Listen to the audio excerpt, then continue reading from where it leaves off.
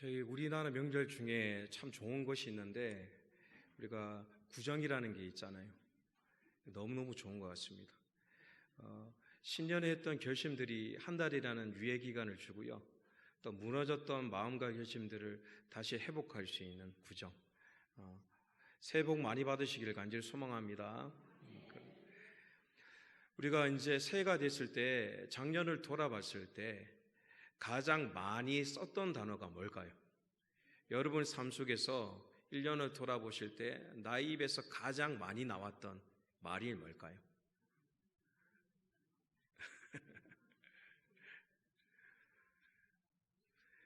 윤보한 감독님 교회에 있을 때 제가 교학교 전도사를 만났는데 맡고 있었는데요.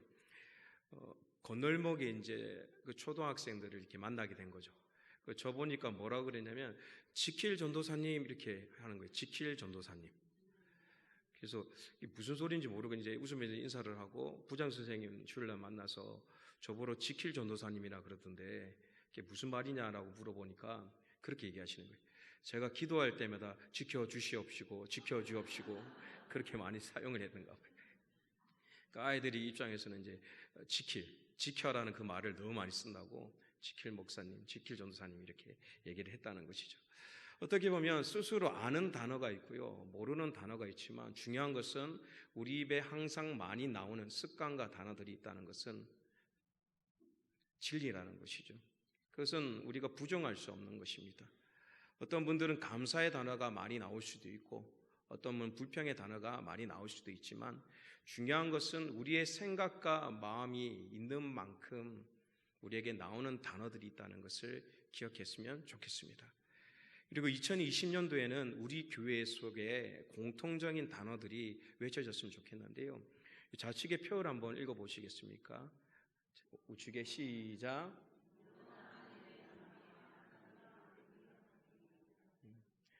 저기 표가 되어 있지 않습니까? 작년부터 너 하나님의 사람이라는 단어, 그 단어가 너무 와닿죠. 늘 볼 때마다.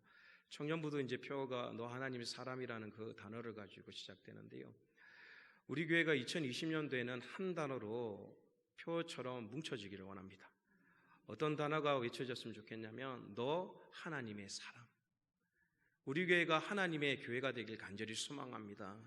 각 기간이 하나님의 기간이 되기를 원합니다.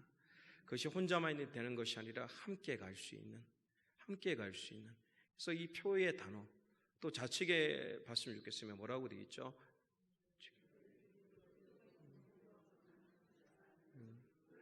하나님의 사람이 되기 위해서 반드시 필요한 것이 기도의 불꽃이죠. 불꽃이라는 것은 말씀드렸죠. 작은 성냥개비 하나가 산을 태울 수 있는 것입니다. 그래서 불이라는 힘은 얼마나 위대한 힘을 가지고 있는지를 모릅니다. 각 가정의 기도의 불이 회복돼서 민족을 깨우시길 간절히 소망합니다. 한국 교회가 기도의 불이 회복됨을 통하여 전 세계를 깨울 수 있는 교회가 될 줄 믿습니다.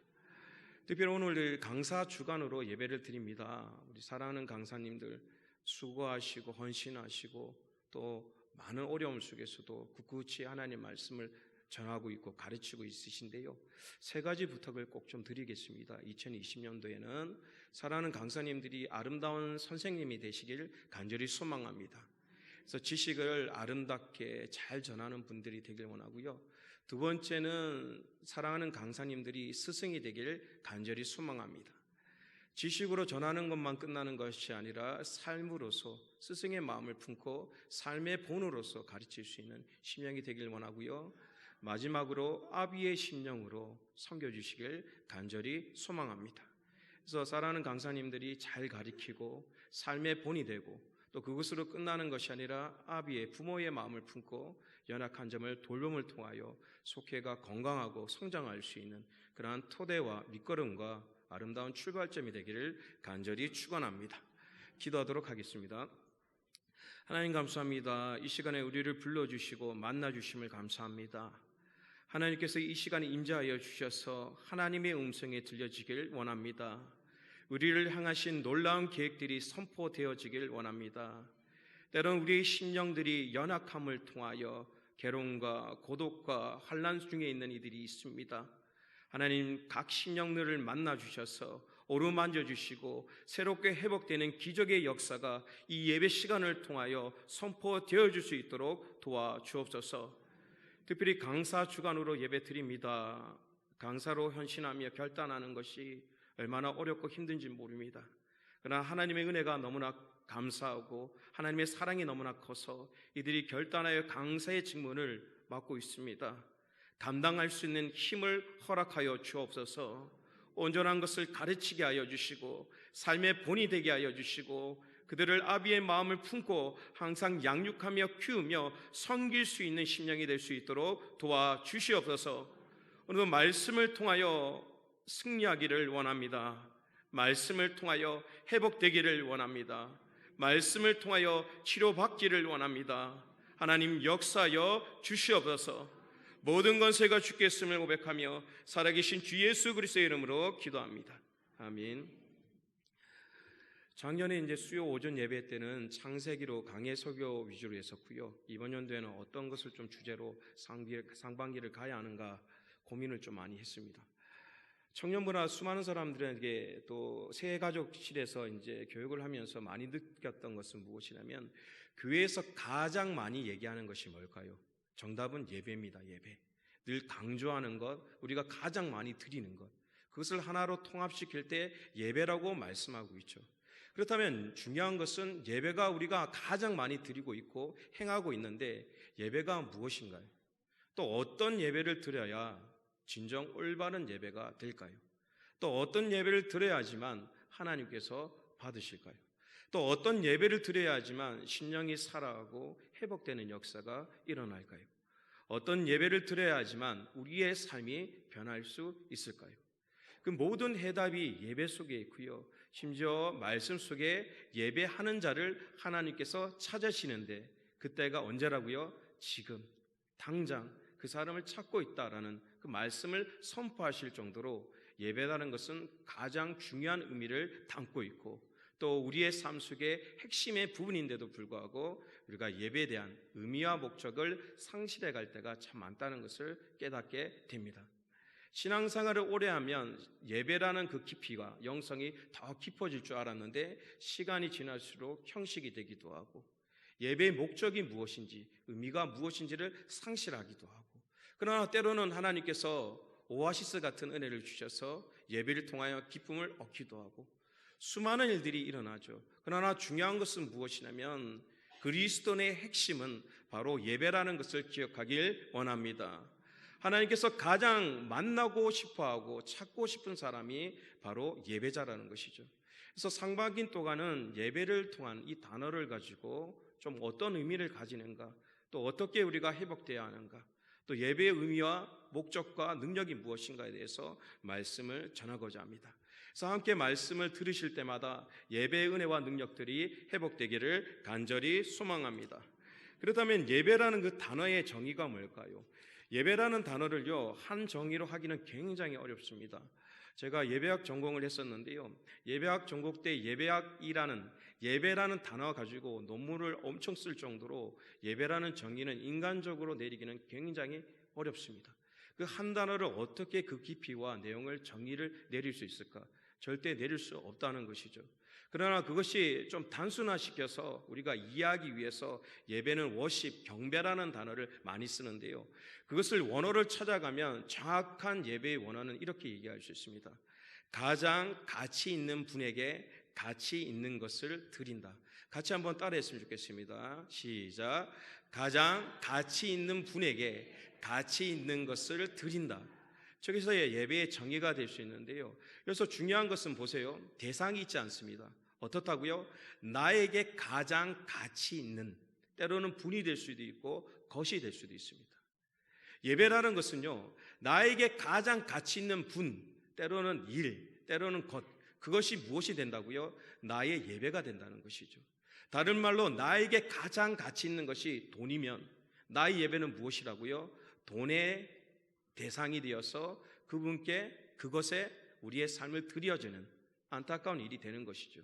또 나에게 가장 가치 있는 것이 명예면, 나에게 가장 가치 있는 것이 자녀면, 나에게 가장 가치 있는 것이 건강이면 그것이 무엇이 된다고요? 나의 예배가 되는 것이고 내가 섬기는 대상이 된다는 것입니다. 그래서 예배라는 것은요, 단순히 그냥 앉아 있는 것이 아니라 삶의 전반적인 부분들이 그렇게 드려지는 것입니다. 왜입니까? 나에게 가장 가치 있기 때문인 것이죠. 오늘 우리 삶 속에서요, 몸이 10개나 12개가 되지 않습니다. 그리고 하루라는 시간이 24시간 딱 정해져 있습니다. 그래서 이 정해진 시간 속에 내가 무엇을 한다는 것은요, 그냥 이루어지는 것이 아니라 나의 지금 가장 가치 있는 일을 따라 움직일 수밖에 없다는 것을 알게 되는 것이죠. 그래서 예배를 먼저 생각하기 위해서는요, 우리가 깊이 묵상할 것이 무엇이냐면 지금 나에게 가장 가치 있는 것이 무엇인가? 그것이 무엇이라고요? 자신의 삶의 예배가 되고 있다는 것이죠. 때로는 가치 있는 것이 우상이면 우상에게 예배를 드리는 것입니다. 때로는 세상의 것이면 세상의 것으로 예배라는 단어를 우리의 온 삶을 다해 정성을 다해 드리고 있다는 것이죠. 그래서 하나님께서는 이 예배, 다른 말로 단순히 나와 드리는 것이 끝나는 것이 아니라 진정 너희의 삶에 가장 가치 있는 것이 무엇인가에 대한 그 질문을 예배를 통하여 계속적으로 주고 있다는 것이죠. 예배를 올 때마다 하나님께서 묻고 계시는 것이죠. 지금 너에게 가장 가치 있는 것이 무엇인가?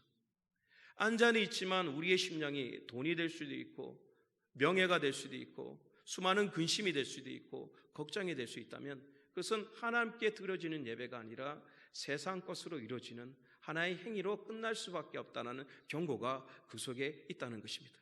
그래서 예배라는 것은요, 무엇입니까? 우리에 대한 결단과 질문에 대한 해답들을 찾아가는 시간이라는 것을 기억하길 원합니다. 그래서 이 교회 성전문에 들으실 때마다 어떤 질문을 하셔야 되냐면 지금 이 순간에게 나에게 가장 가치 있는 것이 무엇인가? 그 질문의 해답을 반드시 고백하시고 결단하셔야지만 예배의 시작이 될 수 있다라고 말씀하고 있습니다. 그렇다면 우리에게 가장 가치 있는 것은 무엇입니까? 다시 말씀을 통하여 이 시간에 예배의 자리에 왔습니다. 그렇다면 우리에게 가장 가치 있는 것은 무엇일까요? 오늘 하나님 편에 가장 가치 있는 것이 무엇인가를 말씀을 통하여 먼저 보도록 하겠습니다. 그리고 우리가 가장 가치 있는 것이 무엇인지를 발견하기를 원합니다. 먼저 창세기 3장 20절에서 21절 말씀입니다. 함께 합독하도록 하겠습니다. 아담이 그의 아내의 이름을 하라 불렀으니 그는 모든 산자의 어머니가 됨이더라. 여호와 하나님이 아담과 그의 아내를 위하여 가죽 옷을 지어 입히시니라. 아멘. 이 본문은 너무나 잘 알고 계시죠. 하나님께서 창조하셨죠, 세상을. 그리고 뭐라고 고백하셨냐면 너무너무 좋다, 기쁘다, 아름답다, 경이롭다, 너무너무 그러한 감탄사의 모든 종합적인 단어를 얘기하시며 좋았다라고 말씀하셨습니다. 그러나 그 좋은 일들이 끝난 것이 아니라 죄로 말미암아 안 좋게 끝나게 되는 것이죠. 하나님의 말씀을 어김을 통하여 사람이 완벽한 죄인의 저주를 받는 그러한 과정이 있었죠. 그 위에 하나님께서 뭐라고 말씀하시냐면 그러한 저주 속에서 이렇게 말씀하십니다. 아담이 그의 아내의 이름을 하와라 불렀고 그의 모든 산자의 어머니가 되었다라고 말씀하고 있죠. 다른 말로 저주로 끝났는데도 불구하고 어머니, 모든 만문의 시작이라는 기쁨과 고난의 축복을 허락하셨고, 두 번째는 여호와 하나님이 아담과 그의 아내를 위하여 가죽 옷을 지어 입히셨다라고 말씀하고 있습니다. 이 말씀은 무엇이냐면 하나님께서 가장 가치 있는 기준점은 무엇이었습니까? 창조물이었습니다. 창조하신 것이 너무나 기뻤고 감사하고 즐거워서 좋았다라고 표현하셨죠. 무엇을 통하여? 하나님께서 창조하신 것, 그것이 너무너무 사랑스럽고 보존하고 싶고 아끼고 싶고 그 마음으로 세상을 창조하셨습니다. 근데 사람의 죄악으로 말미암아 그것이 무너질 수밖에 없는 상황이 되었죠. 그때 하나님께서는 어떻게 하셨냐면 자신이 만든 것이 소중하지만 더 소중한 가치를 찾으셨습니다. 그것이 누구입니까? 사람이었습니다. 어떤 사람이었습니까? 죄인된 사람이었습니다. 하나님께 죄인된 사람, 그것이 자신이 만들었던 완벽한 가치보다 더 크다고 생각하셔서 손수 그 창조물을 어떻게 하셨다고요? 파괴하셨죠. 가죽옷을 만들었다는 것은 누군가의 생명을 앗아야만 만들 수 있는 상이었다는 것이죠. 그래서 하나님께서는 모든 창조물이 완벽한 것을 너무너무 소중히 여기셨지만 죄인된 사람을 지극히 사랑하시고 가치 있다 섬김을 통하여 자신의 스스로의 손으로서 죽음의 생명을 빼앗는 그러한 마음과 모습을 보여주셨다는 것입니다. 우리는 어떤 존재입니까? 하나님께서는 가치 있다고 말씀하고 계십니다. 세상에 어떤 것보다 가치 있기에 죄인된 우리를 위하여 자신이 만들었던 것을 희생을 치르고서야 우리를 회복시켰던 그 권능이 있었다라고 말씀하고 있죠. 창세기 4장 4절 말씀을 보도록 하겠습니다. 창세기 4장 4절 말씀 같이 합독하도록 하겠습니다. 아벨은 자기도 양의 첫 새끼와 그 기름으로 드렸더니 여호와께서 아벨과 그의 제물을 받으셨으나 라고 말씀하고 계셨죠. 아벨은 무엇이었습니까? 목동이었죠. 자신의 생업이 양을 치는 것이었습니다. 양을 치는 사람은 어떤 것이 좋냐면 수확물이 많이 일어나야 좋죠. 가축이 많이 늘어나야 좋죠. 건강한 것들이 많이 불어나야 좋죠. 그러나 아벨의 가치는 무엇이냐면 양이 많아지고 재물이 많아지는 것이 아니었습니다. 그의 가치는 자신의 소산물 중에 가장 아름답고 귀한 것을 하나님께 드리는 것, 그것이 삶의 가치로 삼으셨다는 거죠. 그래서 하나님께서는 그 아벨을 사랑하셨고 그 가치의 예배를 받으셨다라고 말씀하고 있습니다. 또 우리가 너무너무 잘 아는 아브라함의 예배가 있죠. 창세기 22장 12절 말씀입니다. 창세기 22장 12절 말씀 합독하도록 하겠습니다. 사자가 이르되 그 아이에게 내 손을 대지 말라, 그에게 아무 일도 하지 말라. 내가 내 아들 내 독째까지라도 내게 아끼지 아니하였으니 내가 이제야 내가 하나님을 경외하는 줄을 알았노라. 아멘. 아브라함의 가장 가치 있는 것은 무엇이었습니까? 바로 아들이었습니다. 왜입니까? 아들을 통하여 언약이 시작되고 아들을 통하여 축복이 이루어지고 아들을 통하여 모든 것을 이룰 수 있는 그 통로와 열쇠가 바로 아들이었죠. 그래서 재산을 다 줘도 괜찮습니다. 왜? 언약인 아들이 있으니까. 자신이 건강이 없어져도 괜찮습니다. 왜? 언약인 아들이 있으니까. 자신에게 가장 소중한 가치는 바로 아들이었습니다. 그런데 오늘 말씀해 보니까 아브라함은 가장 가치 있는 것을 하나님께 드렸다는 것이죠. 하나님께서는 그것을 받으셨다라고 말씀합니다. 내가 사랑하는 독자도 아끼지 아니하고 라는 표현을 쓰는 것이죠. 그것이 아브라함의 진정한 예배가 되었고 하나님께서 받으시는 삶이 되었다는 것이죠. 계속적으로 말씀 설명드리는 것은 예배는 앞에 질문이 있다 그랬죠. 나에게 가장 가치 있는 것, 그것이 나의 예배가 된다는 그 기준점으로 설명을 드리고 있습니다. 그러면 하나님 마음속에 하나님께서는 어떤 것이 인생 속에 다 나가서 우리의 삶 속에 가장 가치 있게 생각하실까? 이사야 말씀을 보도록 하겠습니다. 이사야 53장 5절에서 6절까지 말씀입니다. 같이 합독하도록 하겠습니다. 그가 찔림은 우리의 허물 때문이요 그가 상함은 우리의 죄악 때문이라. 그가 징계를 받음으로 우리는 평화를 누리고 그가 채찍에 맞음으로 우리는 나음을 받았도다. 우리는 다 양 같아서 그릇 행하여 각기 제 길로 갔거늘 여호와께서는 우리의 모든 죄악을 그에게 담당시키셨도다. 아멘. 자녀가 말 잘 들으신가요? 효도하시나요? 자녀 생각하면 너무나 기쁘고 감사하십니까? 그런 부분도 당연히 있죠. 그러나 중요한 것은 내 자녀가 말을 듣든 나에게 상처를 주든 어떻게 했든 상관없이 우리는 공통적인 마음을 가지는데요. 무엇이냐면 자녀들이 잘 되기를 원하는 것이죠. 그렇죠. 때로는 말을 듣지 않고 마음을 아프게 할지라도 우리의 마음의 근원 속에는 무엇이냐면 자녀가 잘 되었으면, 건강하고 행복하고 잘 되었으면, 그것은 누구든지 가지고 있는 공통적인 부모라는 것이죠. 그렇다면 하나님은 어떻겠습니까? 하나님은 우리보다 더 지극한 사랑을 가지고 계십니다. 우리와 비교할 수 없는 가장 깊은 사랑을 가지고 계십니다.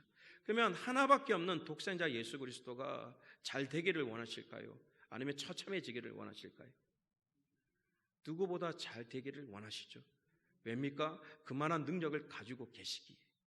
근데 하나님께서는 뭐라고 표현하냐면 나의 하나밖에 없는 독생자 예수가 세상 위에 우뚝 서고 많은 사람을 군림하고 많은 사람들에게 도전을 주고 그런 것을 얘기하지 않으십니다. 뭐라고 얘기하십니까?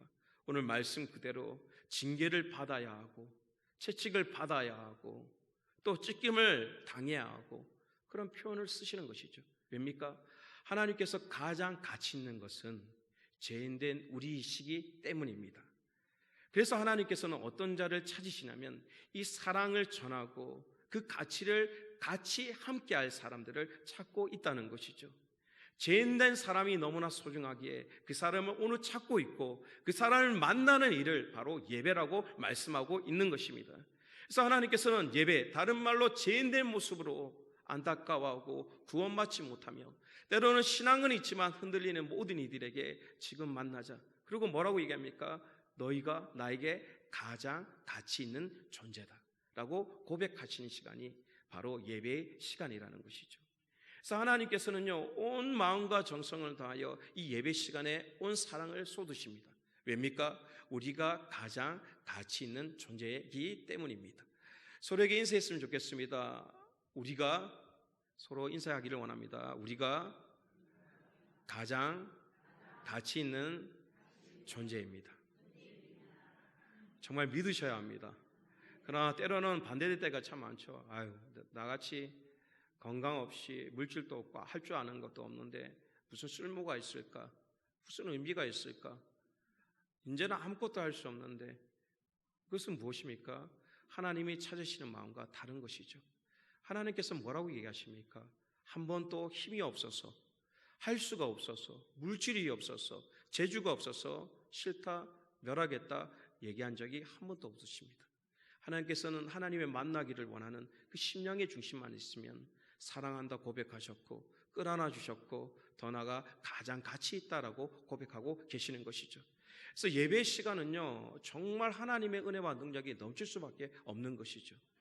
예배 시간에 앉아있는 자체만 해도 하나님의 은혜를 체험할 수밖에 없는 시간이죠. 왜입니까? 하나님께서 이 시간을 통하여 세상에서 너가, 우리가 가장 가치 있다 고백하는 시간이 바로 예배의 비밀이며 능력이며 은혜라는 것이죠. 그다음에 오늘 본문으로 돌아가도록 하겠습니다. 오늘 본문에 보니까 사마리아에 이 우물가에 있는 한 여인을 만나게 되는 것이죠. 사마리아는 이제 유대 갈릴리 사이에 있는데요. 유대와 갈릴리를 가기 위해서는 사마리아를 거쳐야 사흘 정도의 길을 걸립니다. 근데 사마리아를 가기 싫다 그러면 어떻게 해야 되냐면 요단강을 2번을 건너야 되는 것이죠. 그러면 어떤 일이 발생되냐면 배의 시간들이 걸릴 수밖에 없는 상황이죠. 그러나 이 시대는 사마리아를 절대 경유하지 않았죠. 이유가 있습니다. 왜 그렇습니까? 아수리아인들이 정복을 해왔는데 그때 많은 사람들을 자신의 땅으로 데려가게 되고 많이 연약한 사람들을 그 땅에 남겨놨죠. 데리고 간 사람은 귀족이었고 머리가 좋은 사람, 부유한 사람들을 데리고 가고요. 그 땅에 남았던 사람들은 빈약하고 연약한 사람들만 남게 된 것이죠. 그들이 살기 위해서 어떻게 하냐면 다른 민족과 합쳐야 하고 살기 위해서 어쩔 수 없는 그런 하나님을 버릴 수밖에 없는 안타까운 상황이 일어났는데요. 그들이 돌아왔을 땐 그들은 어떤 사람이 됐냐면 혼합된 사람, 거룩지 못한 사람의 취급을 당하게 되었죠. 더 나아가서 동물처럼 취급을 당함을 통하여 영혼이 없는 자들로 유대인들은 생각했다는 것이죠. 그래서 이 사마리아는 저주받은 땅, 거룩지 못한 땅이기 때문에 절대 공유할 수 없는 땅이 되었습니다. 그리고 오늘 나오는 수가라는 그 배경은 무엇이냐면 이 수가의 특징이 있습니다. 물이 넘쳐나는 곳이 아니라 스며든 곳입니다. 그래서 우물을 파게 되면 넘치는 곳이 아니라 스며든 곳이기 때문에 깊이 파야 하고 또 반드시 풀 수 있는 도구가 없이는 절대 물을 먹을 수 없는 곳이었습니다. 그때 이 장소와 환경 속에 누구를 만나게 되냐면 한 여인을 만나게 되죠. 오늘 말씀을 보도록 하겠습니다. 21절 말씀 같이 한번 합독하도록 하겠습니다. 21절 말씀 같이 합독합니다. 예수께서 이르시되 여자여 내 말을 믿으라. 이 산에서도 말고 예루살렘에서도 말고 너희가 아버지께 예배할 때가 이르니라. 아멘. 오늘 한 여인을 만나게 되죠. 이 여인이 이제 이름을 알 수 없는 사마리아의 수가에 사는 한 여인이었는데 이 여인이 어떤 여인이었냐면 물을 기르러 우물가에 나왔습니다. 그리고 언제 나왔냐면 낮 12시쯤에 나왔습니다. 낮 12시쯤에 우리가 생각할 때 12시쯤면 나올 수 있지 않나라고 생각하는데요. 그렇지 않습니다. 요번에 베트남 단기 선교 갔다 왔잖아요. 단기 선교 때 이제 무슨 일을 하였냐면 미혼모 센터라고 있잖아요. 그래서 민족을 좀 비하하기는 좀 어렵지만 베트남 남자들이 책임감이 그렇게 없대요. 그래서 자녀를 놓고 좀 어려움이 있으면 도망을 가버린대요. 그러면 이 어머니들이 아이들 자녀 이름들이 다 엄마의 성을 가진 이들이 대체로 많을 정도로 그것이 좀 다반사인 경우가 많대요. 그럼 그들이 아이들 데리고 직업을 가지고 먹고 사는 것이 너무나 힘들다 보니까 미혼모 센터에서 이 장소를 주는 겁니다. 공짜로. 그래서 아이를 키우고 마음껏 그 일을 할 수 있도록 그러한 장소, 그리고 좋은 배우자를 만나면 자연스럽게 떠날 수 있는 그 환경을 미혼모 센터를 이렇게 만들어줬는데요. 그러다 보니까 구석진 자리에 이렇게 좀 돼 있어요. 그러다 보니까 삭막하니까 벽화를 좀 예쁜 것을 그려달라 요청을 받았고, 대부분 가보니까 꽃이 이렇게 그려져 있는 거예요. 그래서 날씨가 덥다 보니까 바다에 이제 고래나 물고기를 그려주고 싶다 해서 그것을 저희들이 세팅해서 그려주고 있었는데요. 이제 중간에 밥을 먹고 나와서 한 11시, 12시 밥을 먹고 1시쯤 됐는데요. 이제 나와서 다시 그림을 그리고 있었어요. 땀을 흐리고 있는데 한 10분 뒤에 간사님하고 선교사님들이 빨리 들어오라고 얘기를 하는 거예요. 그림 지금 10분 그렸는데 뭐 빨리 들어오냐, 다 마치고 들어가야 되지 않냐 하니까 큰일 난다고 빨리 들어오라고 그렇게 얘기하시는 거예요. 그래서 이제 10분, 15분 딱 그리고 들어갔는데 어질어질 하는 거예요. 어질어질. 그러니까 이유가 무엇이냐면 그 강선이 얼마나 센지 그리고 있을 때 모르는데 그 열사병이나 탈수증에 금방 걸린대요. 거기서 30분만 있으면 그 정도로 볕이 어렵다는 것이죠. 근데 그것을 모르고 그냥 앉아 있으면 바로 열사병에 걸릴 정도로 굉장히 그 강한 빛이 그 속에 있다라고 얘기를 하는 것이죠. 그렇다면 오늘 사마리아 이 정오 12시라는 것은요, 굉장히 힘든 시간이죠. 물을 걷는 것이 뭐 수도꼭지만 틀면 될 문제가 아니라 여자 혼자 나와서 아까 말씀드렸죠. 스며드는 우물가에서 그 물을 파기 위해서는 얼마나 수많은 땀과 노력이 필요한지 모릅니다. 그런데 다른 사람들이 다 쉬는 시간, 다 피하는 시간 12시에 홀로 나와 물을 깃기 위해서 나왔던 여인. 그렇다면 이 여인의 우리가 중심으로 좀 봐야 할 것이, 이 여인에게 가장 가치 있는 것은 무엇일까요? 지금 주님을 만난 그 상황 속에 그 여인은 가장 가치 있는 것이 무엇일까요? 그 여인에게 간단하게 말하면 두 가지의 가장 필수적인 것이 있었는데, 먼저 14절 말씀 보도록 하겠습니다. 4장 14절 말씀입니다. 요한복음 4장 14절 말씀. 이 여인에게 가장 필요해 가치가 있었던 것은 무엇일까요? 요한복음 4장 14절 말씀 합독하도록 하겠습니다. 내가 주는 물을 마시는 자는 영원히 목마르지 아니하리니 내가 주는 물은 그 속에서 영생하도록 솟아나는 샘물이 되리라. 아멘. 이 연예에게 필요한 것은 무엇입니까? 바로 물입니다. 물. 어떤 물이 필요한다고요? 솟는 물, 넘치는 물, 샘솟는 물이 필요하다는 것이죠. 왜입니까? 물을 하나 깃기 위해서는요, 정말 어렵게 해야 되는 것이죠. 넘치는 물과 스며든 물은 차원이 다르지 않습니까?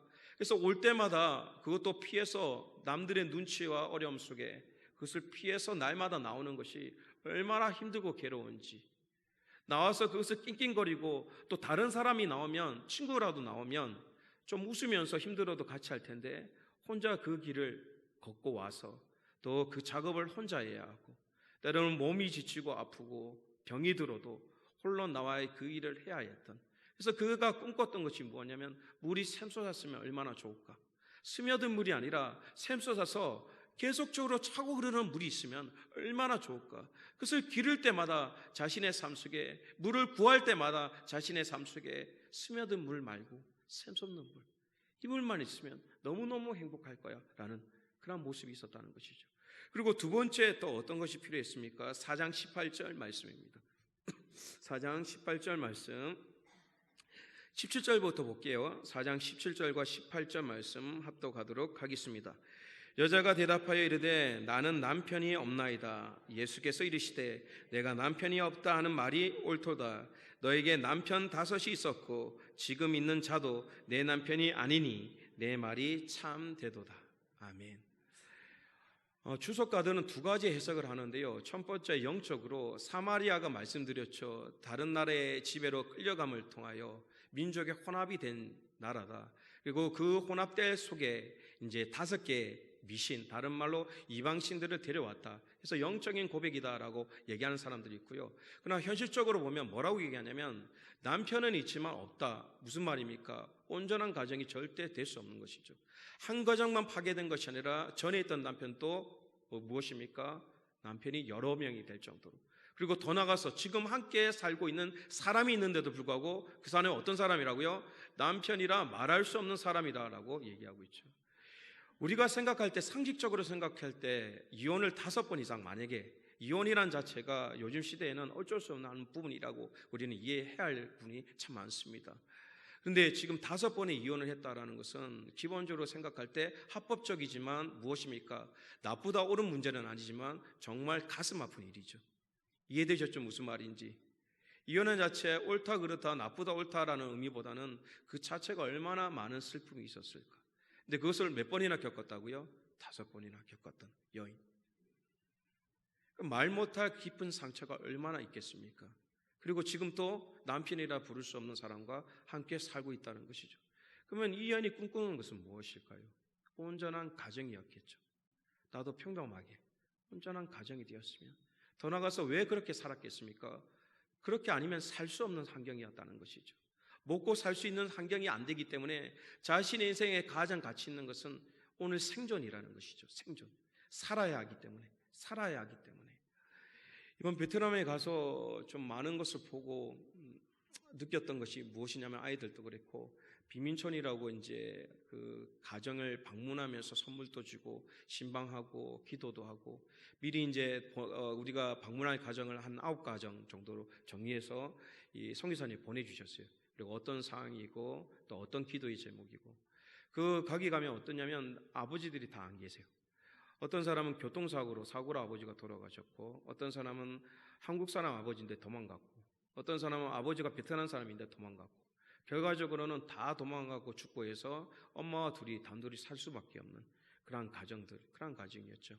그 가정 속에서 몇 가정이 참 생각났는데요. 한 가정을 돌아갔는데 이제 5식구가 살아요.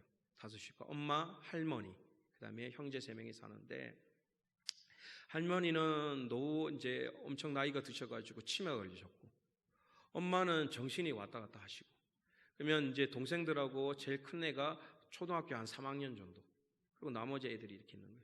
그럼 그 중에서 가장이 누구냐면 초등학교 3학년이 가장을 하는 거예요. 어떻게 하냐면 어리니까 뭘 할 수 없어서 이제 땅콩이나 껌 같은 거 이렇게 들고 다니는 거죠. 그래서 그것을 판매하면서 이렇게 생계를 한다라고 얘기를 듣는 것이죠. 그 가정이 지금 또 생각나고 너무 가슴이 아팠고요. 또 한 가정은 무엇이냐면 자녀가 8명이었어요. 8명. 그 중에서 2명은 이웃에게 나눠주고, 지금 한 명 가난한 아이도 태어났는데 이 아이도 이제 이웃에서 판매를 해야 돼서 찾아가지 않아서 데리고 있다고 얘기를 하는 거죠. 그래서 아이가 너무 많아서 키우기도 힘들고 그 아이를 이웃에게 돈을 받고 판매하는 그 과정들이 지금도 있는 것이죠. 또 거리에 가보면 호치민이 수도인데도 불구하고 옆에 엄마는 노점을 하고 있고 아이는 팬티만 입고 이렇게 누워 있어요. 거기가 집이고 가정사고 다 하는 거예요. 그 길 도로 속에. 다행히 거기가 동남아시아니까 춥지는 않아서 견딜 수 있지만 집이 없는 거죠, 아예. 그리고 그 길바닥이 집이라서 부모는 거기서 노점상을 하고 아이는 길바닥에 있고, 잠 오면 바닥에 누워서 이불 덮고 자는 그러한 환경들. 또 어떤 집은 무덤가에 있어가지고요, 주소가 아예 없는 상태죠. 무덤가에 있으니까 그냥 건물 지어도 다른 법적인 조치를 안 취하니까 그냥 주소 없이 무덤가 근처에 그냥 집을 움막을 짓고 이렇게 사는 팀들도 있었고요. 보면서 참 마음이 많이 아팠고 어려웠고 괴로웠는데, 그 속에서 또 무엇을 발견했냐면 저희 어머니 세대도 그렇게 사셨잖아요. 저도 어렸을 때 살 때 단칸방에 같이 살고 공동 화장실 같이 썼고 그런 가정이 있었고요. 또 그 당시에 80년대 돈 벌기 위해서 많은 분이 사우디아라비아에 가셨고, 그러한 많은 어려움 속에서 부모들이 견디고 기도해서 지금 엄청난 일이 발생된 것이죠. 그것을 보면서 어떤 생각을 했냐면, 베트남을 보면서 또 이연을 바라보면서 이들에게 가장 가치 있는 것은 꿈이 아닙니다. 무엇입니까? 사는 것. 오늘 하루하루 사는 것. 버텨나가는 것. 그것이 삶의 가치인 것이죠. 그거 외에는 다른 방법이 없고, 더 나아가서 이것을 벗을 수 있는 힘과 능력도 없는 상태죠. 누가 베트남에 그렇게 거리에 있는 사람은 국가에서도 못 돕습니다. 너무 많아가지고. 그리고 오늘 나오는 사마리아 여인은 어떻게 할 겁니까? 종교적으로 보면 이방인이기 때문에 영혼이 없어서 전도도 할 수 없습니다. 이 여인은 남편이 있었지만 마을 속에서도 수근수근거려서 전혀 편한 시간에 나올 수도 없는 인생, 친구도 없고 벗도 없고 아무것도 없는 인생, 앞으로도 미래도 없는 그 인생, 그러한 인생 속에 가치는 다른 것이 아니라 생존, 하루하루 버텨나가는 것, 그것이 삶의 목적인 것이죠. 죄송스럽지만 오늘 이 시대 속에 또 교회 속에 이러한 마음을 가진 이들이 참 많습니다. 청년들이 이제 복음서 CCM 중에 포기하지 않는 오늘을 살아내리라는 단어가 있거든요. CCM 가수 중에 그 가사의 제목 중에 내용 중에 포기하지 않는 오늘을 내가 살아내리라. 그 가사를 듣고 우는 청년들이 굉장히 많이 있었어요. 가슴이 얼마나 아픈지. 1년도 아니고 2년도 아니고 하루를 버티는 것, 그것 때문에 가슴 아파니. 성도 중에도 마찬가지입니다. 앞으로 어떻게 될지 모르는 하루를 버티는 것이 너무나 힘든 일. 그들이 민족사에 우리 가까이 속에 늘 있다는 것이죠. 그들은 어떻게 하시겠습니까? 미래가 아닌 하루를 버티기 힘들어하는, 오늘 가치는 꿈이 아닌 하루를 생존해야 하는 그 상황 속에서 어떤 의미를 줄 수 있고 어떤 변화를 줄 수 있겠습니까? 그러나 성경은 이것으로 끝난 것이 아니라 새로운 시작을 주님께서 가르치시고 있는 것이죠. 이렇게 하루하루 생존할 수밖에 없는 이들에게 예배의 영성과 힘, 그 발걸음을 주시는데요. 무엇이냐면 오늘 말씀 보도록 하겠습니다. 21절 말씀의 초반부를 같이 한번 보도록 할게요. 4장 21절. 하루를 버틸 수밖에 없는 그러나 안타까움 속에 하나님께서 어떻게 시작점을 주고 계십니까? 4장 21절 말씀 같이 합독합니다. 예수께서 이르시되 여자여 어떻게 한다고요? 내 말을 믿으라. 뭐를 어떻게 하라고요? 내 말을 믿으라. 하루하루 버티고 생존이라는 어려움밖에 없는 이에게 주님께서 시작점을 뭐라고 말씀하시냐면 내 말을 믿으라. 예배의 시작은 어떻게 됩니까? 말씀을 받을 준비가 돼 있으십니까? 거기서부터 시작되는 것입니다. 하나님의 말씀을, 때로는 설교를, 예배 시간을 정말 믿는 마음으로 결단하며 나오고 있냐는 것이죠. 예배 시작은 결단부터 시작돼야 하는 것이죠. 어떤 결단? 세상의 말이 아닌 하나님의 말을 믿고 따르겠는가? 하나님의 말을 듣고 싶어 하는가? 하나님의 뜻을 알고 싶어 하는가? 그것부터 예배의 시작이 된다는 것을 기억하길 원합니다. 이 단순한 시작은 우리는 하지 못합니다. 그렇기에 수많은 예배를 들어도 변화가 없고 새로운 회복과 희망을 얻지 못합니다. 왜입니까? 우리는 하나님의 말씀을 들을 생각이 없다는 것이죠. 때로는 마음이 굳어지고 나의 이성이 높아지고 가진 것이 높아짐을 통하여 하나님의 말씀보다는 나의 이상과 경험을 따르기 위한, 때로는 나의 고난이 하나님의 말씀보다 더 어렵고 나의 몸 아픔이 하나님의 말씀보다 더 깊은 상처가 되기에 하나님의 말씀에 들을 결단과 자세가 되어 있지 않기 때문이죠. 그때 주님께서는 그 사람을 책망하지 않고 뭐라고 말씀하냐면 내 말을 믿으라. 내 말을 믿으라. 그것부터 시작했으면 좋겠다라고 말씀하고 있죠. 그러면 말을 믿을 때 어떤 역사와 능력이 생깁니까? 히브리서 4장 12절 말씀입니다. 말씀을 믿을 때 어떤 역사가 일어납니까? 히브리서 4장 12절 말씀 같이 합독하도록 하겠습니다. 하나님의 말씀은 살아있고 활력이 있어 자울의 날선 어떤 검보다 예리하여 혼과 영과 및 관절과 골수를 찔러 쪼개기까지 하며 또 마음의 생각과 뜻을 판단하느니 지으신 것이 하나도 그 앞에 나타나지 않음이 없고 우리의 결산을 받으실 이의 눈앞에 만물이 벌거벗은 것 같이 드러나느니라. 12절 말씀 다시 한번 보도록 하겠습니다. 하나님의 말씀은 살아있고 활력이 있어 좌우의 날선 어떤 곰보다 예리하여 혼과 영과 및 관절과 골수를 찔러 쪼개기까지 하며 또 마음의 생각과 뜻을 판단하니. 하나님의 말씀의 역사가 어떻다고요? 심령과 마음을 쪼개고 부수고 치료하고 회복하는 것. 우리가 병원에 가면 육체적인 것밖에 낫지 못하잖아요. 상담을 하게 되면 정신적인 것밖에 낫지 못합니다. 예배를 드리면 영적인 것밖에 회복될 수 없죠. 근데 하나님의 말씀은 영과 육과 마음과 혼을 다 치료하시겠다고 말씀하고 계시는 것이죠. 그래서 말씀을 듣는다는 것은 우리가 괴롭고 힘듦을 선포하기 위한 것, 우리가 고통스럽게 하기 위해서 말씀을 들어라 순종해라 얘기하는 것이 아니라 우리를 치료하기 위해서, 회복시키기 위해서, 새롭게 하기 위해서 선포하시는 깊은 은혜라는 것을 기억하길 원합니다. 말씀을 정리하도록 하겠습니다. 예배의 시작은 뭐라고 그랬죠? 예배는 하나님께 드린 이것이 아닙니다. 우리의 시작은요, 나에게 가치 있는 것이 무엇인가라는 질문부터 던지셔야 합니다. 그냥 억지로 뭔가 고백하는 것처럼 구구단처럼 기계적으로 고백하는 것이 아니라 진정 마음의 결단이 있어야 하는 것이죠. 나에게 가장 가치 있는 것이 지금 무엇인가? 그것을 찾아내고 솔직히 말함을 통하여 예배가 시작된다는 것이죠. 오늘 우리에게 가장 필요한 것이 무엇입니까? 때로는 은혜, 믿음 아닙니다. 생존이죠, 생존. 하루하루 살아가는 것.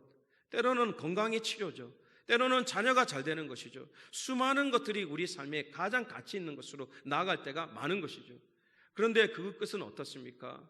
비전과 희망이 아닌 또 그것을 구해야 하는 반복적인 있는 것이죠. 오늘 치료받았다고 해서 내일 안 아픕니까? 물질이 오늘 있다고 해서 내일 안 없어집니까?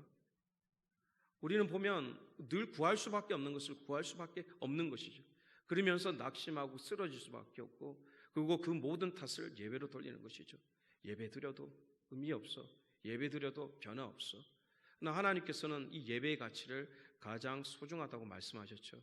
그래서 하나밖에 없는 예수 그리스도를 찢고 쪼개고 부셔서 교회를 세우시고 예배로 불러주셨죠.